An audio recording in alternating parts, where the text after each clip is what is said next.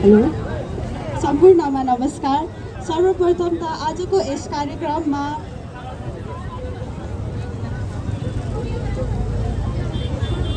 माइकै चलेन हेर्नु खै कङ्कल अघि हुनुभएको सबैलाई स्वागत गर्दछु। आज मार्च 24 अर्थात् विश्व क्षयरोग दिवस। यही दिनलाई लक्षित पारी हामी यस मदन भण्डारी स्वास्थ्य विज्ञान प्रतिष्ठानका विद्यार्थी मिलेर केही सानो छोटो जनचेतनामूलक सडक नाटक प्रस्तुत गर्न गइरहेका छौँ। यो नाटक कुनै पनि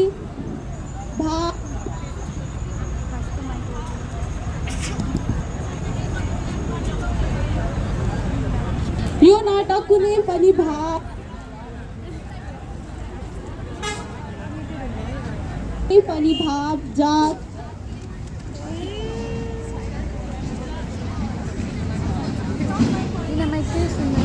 विश्व क्षयरोग दिवस।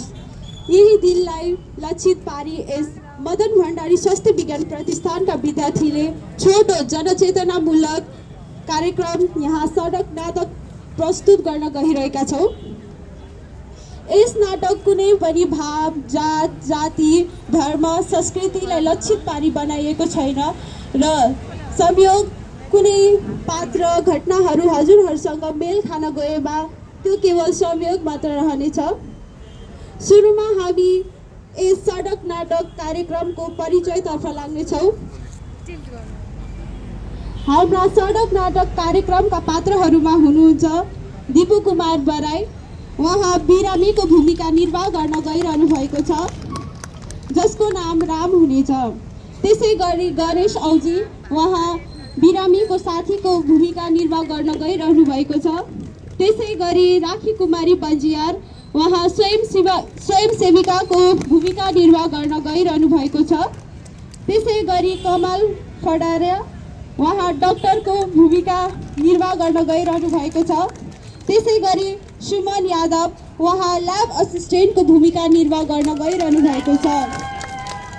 र फेरि पनि सबैजनालाई नमस्कार। म कृतिका राणा यस सडक नाटक कार्यक्रमको सञ्चालिकाको भूमिकामा छु। अब भने नाटकतर्फ जाउँ।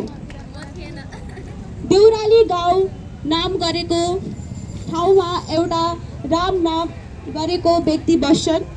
दैनिक ज्यालादारीबाट आफू सहित 8 जना सदस्य भएको संयुक्त परिवारको जिम्मेवार पाएको राम केही दिनदेखि स्वास्थ्य समस्याको कारण काम गर्न गएका थिएनन्। परिवारको 2 छाक टार्न कठिनाइ भएको रामको घरमा उनलाई भेट्न भनी रामको साथी रामको घरतर्फ लाग्छन् र कथाको सुरुवात यसरी हुन्छ।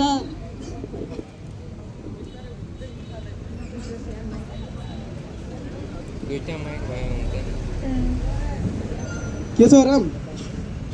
धेरै भयो काममा नआएको, यसो भेट्न आऊँ भने आएको। के भयो? पहिला त खम चुरोट यस्तै हो, अस्वस्थ फिल भइरहेको त्यही भएर ए त्यो त ठिक भइहाल्छ नि। अस्ति मैले नजिकैको मेडिकलबाट औषधि लिएर आएको थिएँ।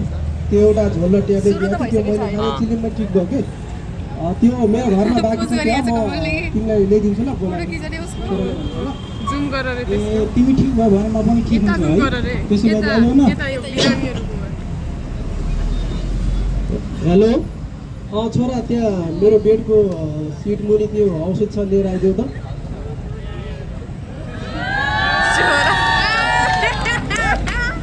धन्यवाद। घरबाट पठाउनु ल। यो औषधि यही हो, एउटा झोल छ यसमा, अनि ट्याब्लेट छ, यो खानु छिटो सन्चो हुन्छ। यो औषधि खाएर जानै ठिक हुन्छ न दाइ? जाने ठिक हुन्छ कि अस्ति मैले खाएको 2 दिनमै चोट भएको थियो कि मेरो खोकी।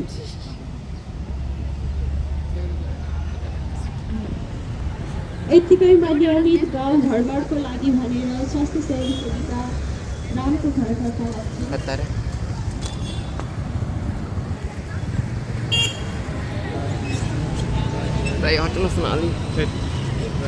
के छ छोरा?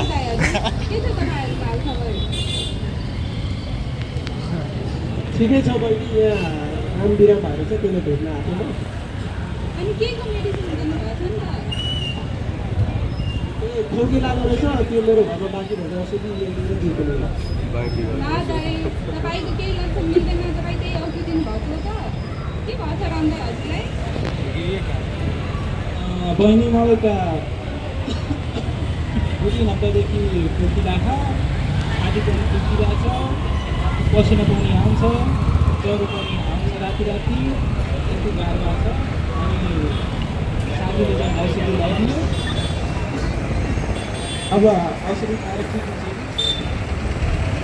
यसरी गर्दा त भावी औषधि साउन्ड आइरहेछ मेरो राम्ररी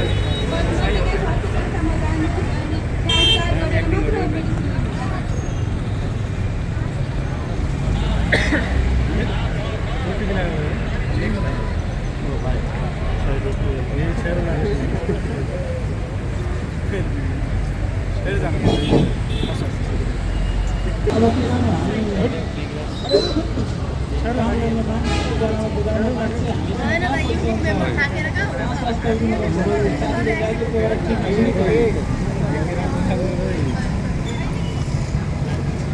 अहिले त्यस्तो पिर माने दिन गयो दाइ हजुरको लक्षण हेर्दा त हजुरलाई क्षयरोग लागेको जस्तो भयो नि म अहिले त्यसभन्दा सरकारी स्वास्थ्य संस्थामा सरकारले चाहिँ क्षयरोगको उपचारहरू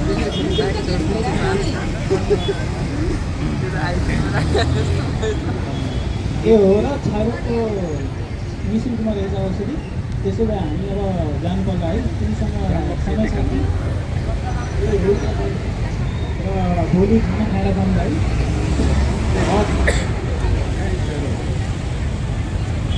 हो कि महिला स्वास्थ्य सेविकाको परिवार पश्चात दुवैजना योजना अनुसार यो नजिकको सरकारी संस्थातर्फ ल्याइदिन्छ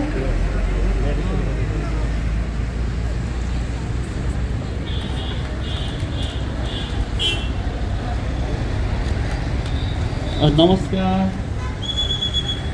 ल बस्नुहोस् त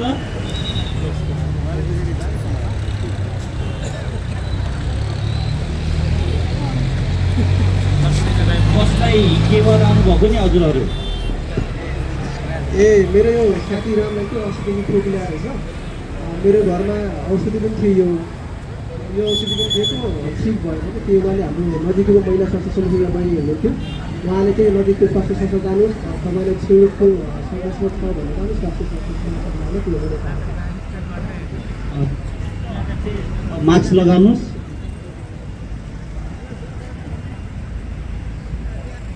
अनि तपाईँलाई राति राति ज्वरो आउने अनि 2 हप्तादेखि लगातार खोकी लाग्ने तौल घटेको जस्तो त्यस्तो महसुस केही भएको छ र हजुर डाक्टर साहब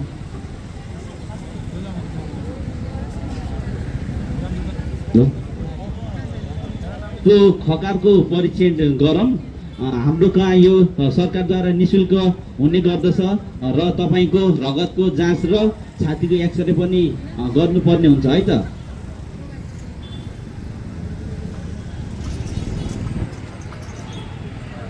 हजुर डाक्टर हुन्छ हामी पनि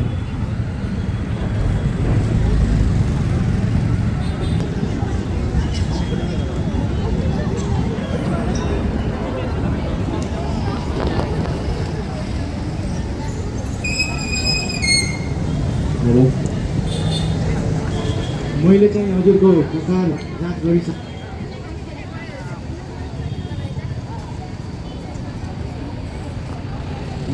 म तपाईँको खोकारको जाँच गरिसकेँ होइन त्यहाँ ओपिडीमा गएर एकचोटि डक्टरलाई सल्लाह गर्नु हो ल धन्यवाद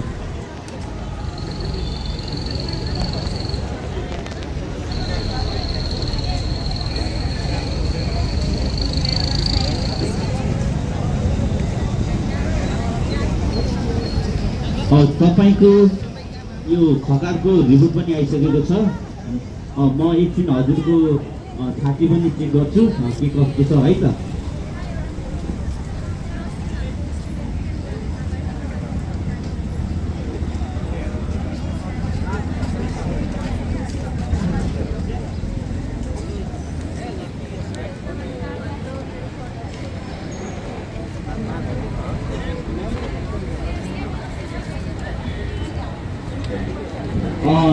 तपाईँले अरू यो रगतको जाँच र छातीको एक्सरे गर्नु भएन त?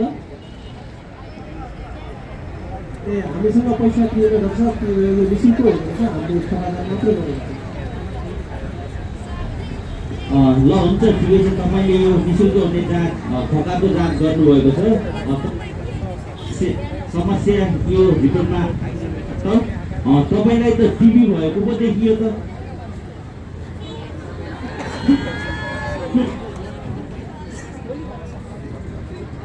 किन सर्नुभएको नि तपाईँ? किन डराउनु भयो? ए छिरो टिभी पो लागेर छ, टिभी त सर्छ नि त।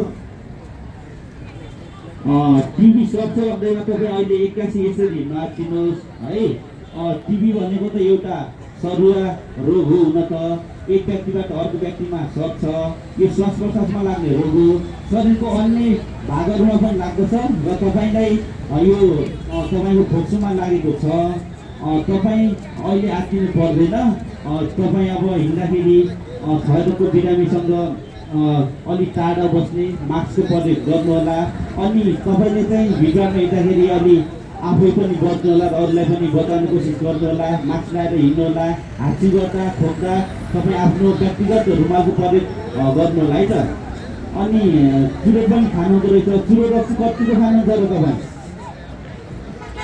डाक्टर साहब, त्यो त सधैँ खाइन्छ। रक्सी चाहिँ थाकाइरहेको बेला, काम गरिसकेपछि थाकाइरहेको बेला खान्छ। अब तपाईँले चुरोट खान छोड्नुपर्ने हुन्छ। तपाईँको यसैको पहिलेबाट तपाईँको फोक्सोमा अलिक समस्या पनि आइसकेको छ है। अब तपाईँ फेरि खान थाल्नुभयो भने तपाईँको झन् समस्या बढ्दै जान्छ। त्यो कारणले गर्दा तपाईँको व्यक्तिगत र समाजमा तपाईँको असर देखिन थाल्दछ। त्यही भएर तपाईँले चुरोट रक्सी छोडिहाल्नुहोस् है त आजैबाट। आजदेखि छोडिदिन्छ। ल अब तपाईँले हामी यो स्वास्थ्य संस्थाबाटै निःशुल्क दिइने टिबीको औषधि दिन्छौँ। तपाईँले नियमित यही अस्पतालमै आएर तपाईँले औषधि खानुपर्ने हुन्छ। तपाईँ सधैँ आउनुहोस् र हामी 2 हप्तापछि तपाईँको फेरि खगात जाँच गर्नेछौँ। त्यसपछि रिपोर्ट के आउँछ त्यसपछि फेरि सल्लाह गरौँला। अहिलेलाई सधैँ रेगुलर तपाईँले औषधि खानु होला है। डाक्टर साहब, औषधि खान यहीँ आउनुपर्छ डाक्टर साहब? हजुर, यतै आउनुपर्छ है त। हस्, धन्यवाद डाक्टर साहब।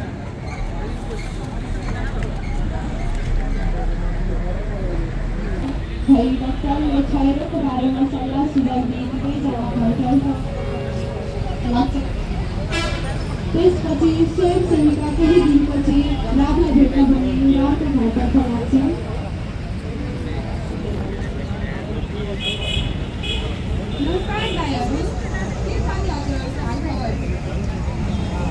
ए ठिकै छ, यो रामलाई पहिले भन्दा अहिले सोध्नु नि भएको छ। यसो के छ भनेर सोध्नु पनि भएको छ। पहिलेभन्दा सन्चो भइसकेपछि अहिले हामी अलिक काम पनि दिन्छ।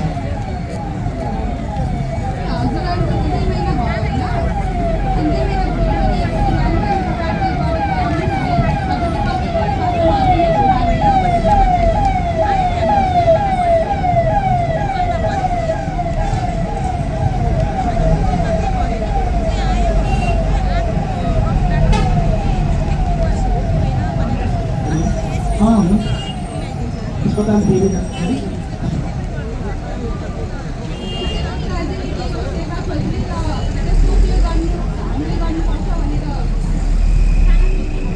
ए हुन्छ हामी भोलि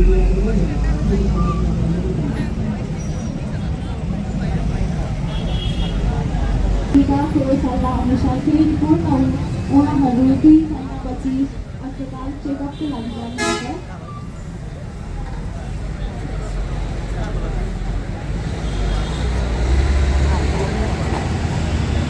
ल तपाईँहरू फेरि पनि 2 महिनापछि खगाको जाँच गर्न आउनुभएको थियो। तपाईँलाई धन्यवाद। अब फेरि 2 महिनापछि जाँच गरेर खगाको जाँच गरेर आउनुहोस् है त।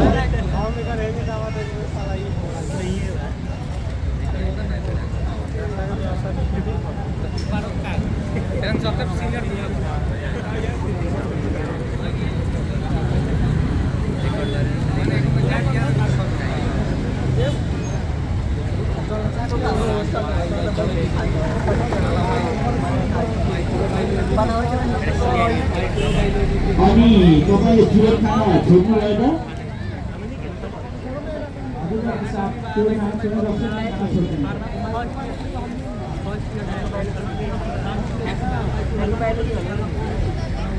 तपाईँले चुरोट खाना छोड्नु भएको रहेछ, रक्सी खाना पनि छोड्नु भएको छ। एकदमै राम्रो गर्नुभयो है। तपाईँको अब यो 2 महिनापछिको जाँच हेर्दाखेरि रिपोर्ट राम्रो आएको छ। पहिले 2 महिना पहिला औषधि नखाँदाखेरि तपाईँको रिपोर्ट क्षयरोगको कीटाणुहरू देखिएका थिए, पोजिटिभ आएको थियो र अहिले यो रिपोर्ट नेगेटिभ पनि आएको छ है। तपाईँको स्वास्थ्यमा पनि सुधार देखिन्छ। पहिला आउँदाखेरि तपाईँ हेर्दै अलिकति बिरामी जस्तो देखिनुहुन्थ्यो, काम पनि गर्न सक्नु भएको थिएन। अहिले तपाईँको स्वास्थ्यमा सुधार आएर अहिले हेल्दी देखिनु भएको छ। तपाईँले खानुभएको औषधि राम्रो शरीरमा लागिरहेछ, राम्रोसँग काम गरिरहेको छ है। अब तपाईँले चुरोट कहिलेसम्म नखानु होला, आफ्नो काम गर्नु होला, अब काम पनि गर्न सक्नुहुन्छ। तपाईँको राम्रो भइरहेको छ है त। ल धन्यवाद। पूजाको साथ धन्यवाद। र हाम्रो सरकारले हामीले दिएको सहयोग सम्बन्धी जाँच र औषधिको बारेमा हामी आफ्नो गाउँ समाजमा सबैले जनचेतनामूलक भन्नुभएको छ र यसलाई चाहिँ हाम्रो समाजमा रहेको अरू व्यक्तिहरूलाई पनि बताउने गर्दछौँ र हाम्रो समाज सरकार नेपाल सरकारले जुन निःशुल्क गरेको छ भने सबले चाहिँ हामीले यसको उपयोग गर्नुपर्छ भन्ने कुरा सबलाई जानकारी गराउँछ।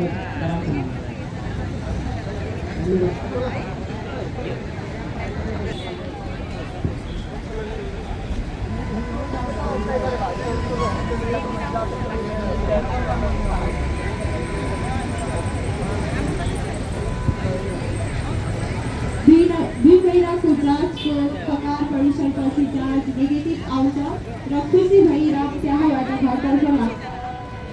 पैसा छैन भनेर रोगको चिन्ता नलिनुहोस्। सरकारले टिबी रोगको उपचारको जिम्मेवारी लिएको छ। जीवन अमूल्य छ, त्यसैले सही समयमा सही ठाउँमा टिबीको निःशुल्क जाँच गराएर नयाँ जीवनको सुरु गर्नुहोस्। यसरी यस नाटकको अन्त्य हुन्छ। धन्यवाद। सुमन भाइ